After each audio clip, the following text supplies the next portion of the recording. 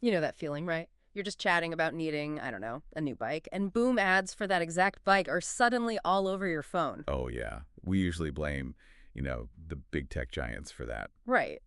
But what if the real story, the really surprising sources of data about you are places you'd never even suspect, like an invisible hand tracking things way beyond social media? That's exactly what we're digging into. It's this deep dive into how private companies gather and, well, sell your information, often completely under the radar. And we have a pretty unique perspective today, don't we? We do. It actually comes from a law enforcement officer, someone who kind of stumbled into seeing just how much data private companies could access through their work. Some pretty astonishing stuff. Okay, so our mission today. Yep. Let's pull back that curtain. Let's look at where this hidden data collection actually happens and what it means for, well, for your privacy. Let's do it. So you mentioned our source, this law enforcement officer. They talked about getting access to this private service called IDACORP. Yeah, IDACORP. It's a data aggregation service, basically an intelligence tool. They used it for tracking people down. And the capabilities sound pretty intense, almost like something out of a movie. Oh, absolutely. What really stood out was the sheer breadth of it. It wasn't just about right now. This system, IDACORP, it could link someone not just to the car they drive now, but the last 7 cars they'd registered. 7 cars, wow. Oh, What does that even tell someone? well, think about it. Your last 7 cars paint a picture. Right. Maybe financial ups and downs, moves across the country, big life changes. Hmm. It's a historical map, basically. Okay, I see that.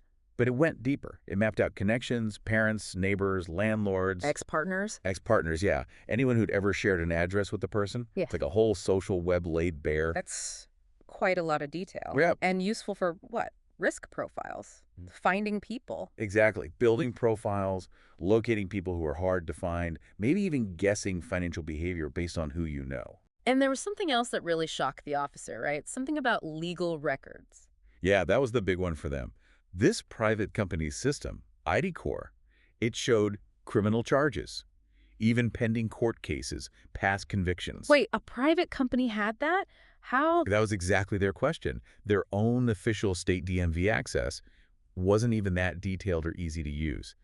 How on earth did a private company get what looks like official court and DMV data? Okay, I need to know the answer to this because it wasn't the DMV, was it? Not at all. This is the mind-blowing part. Hmm. The source found out that, okay, think about when you take your car for an oil change. Uh-huh.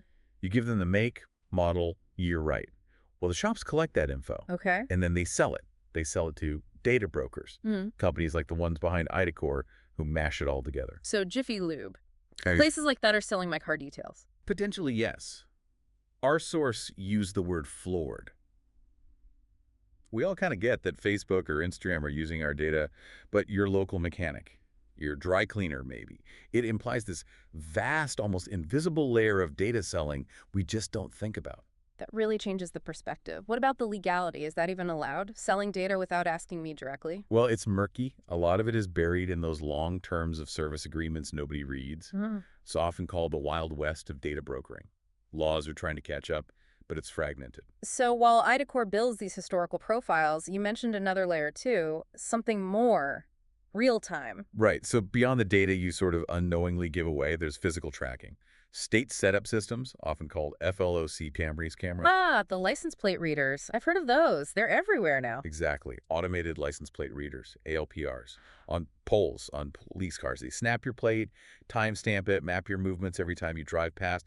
You basically can't leave your block without being logged somewhere. And our source gave a specific, pretty chilling example of how these are used, didn't they? They did. They mentioned a recent case where police used FLOCK data specifically to track someone who had traveled across state lines to seek an abortion. Okay. So this isn't just theoretical data collection. It's being used in very direct, very impactful ways right now, affecting real people's lives. Precisely. It directly impacts individuals in sensitive situations. Which brings us back to that feeling we started with the spooky ads. Yeah.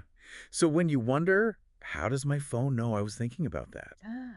This is how. It's all connected. The car service records, the people you've lived with, the places your license plate was scanned. It all feeds into these complex profiles. Add in sophisticated pattern recognition. And bam, the system knows you, or at least it can make very, very educated guesses about what you might want or do next. It's not magic. It's just meticulous data aggregation. So, wrapping this up, the key takeaway really seems to be the sheer scale of it all, and how much comes from sources we just don't consider. It's far beyond just our online clicks. Absolutely. Which leaves us and you with a pretty big thought to chew on. What does it really mean for us as individuals when this sort of invisible data network knows so much about our lives, often without us ever explicitly saying yes? And looking ahead, as this tech gets even better, what are the broader consequences for society going to be?